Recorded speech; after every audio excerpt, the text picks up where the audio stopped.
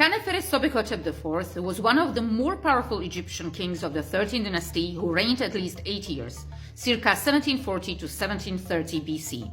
His brothers Neferhotep I and Sihator were his predecessors on the throne, the latter having only ruled as co-regent for a few months. Sobekotep states on a stela found in the Amun temple at Karnak that he was born in Thebes. He is known by a relatively high number of monuments including stela, statues, many seals and other minor objects. There are attestations for building works at Abydos and Karnak. Sobekotep was the son of the god's father Hankef and of the king's mother Kemi. While Sobekotep IV was one of the most powerful 13th dynasty rulers and his control over Memphis, Middle Egypt and Thebes is well attested by historical records, it is believed that he did not rule over united Egypt. According to the Egyptologist Kim Reihold, the 14th dynasty was already in control of the Eastern Nile Delta at that time.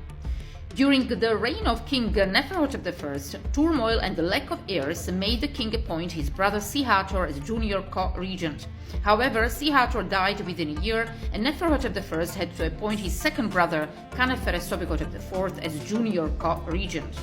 Sol reign, a stela of the king found at Karnak reports donations to the Amun-Ra temple.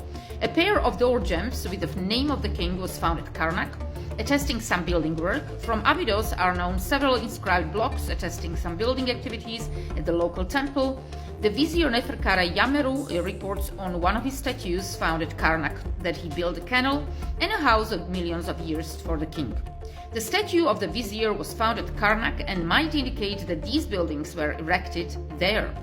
For year 6 is attested an expedition to the amethyst mines at Wadi al-Hudi in southernmost Egypt.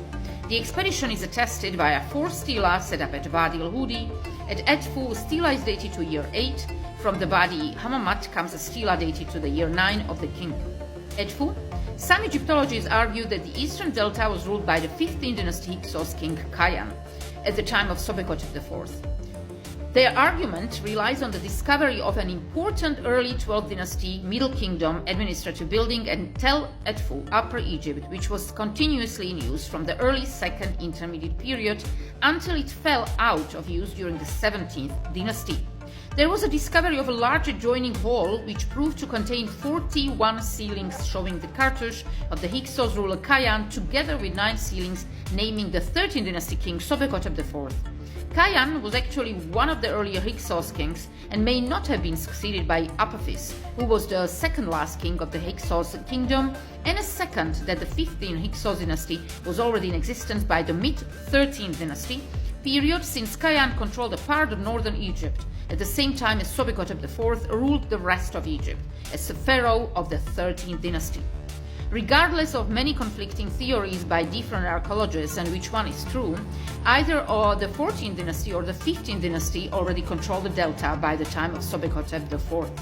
The tomb of Khaneferet Sobekotep IV has not been located with certainty. He was perhaps buried at Abydos, where a huge tomb naming a pharaoh Sobekotep was found by Joseph Wagner of the University of Pennsylvania, just next to the funerary complex of Senusret III, one of the 12th dynasty. Although initially attributed to Pharaoh Sekemre Kutavi Sobekotep I, the style of the burial suggests a date of the tomb under Sobekotep IV.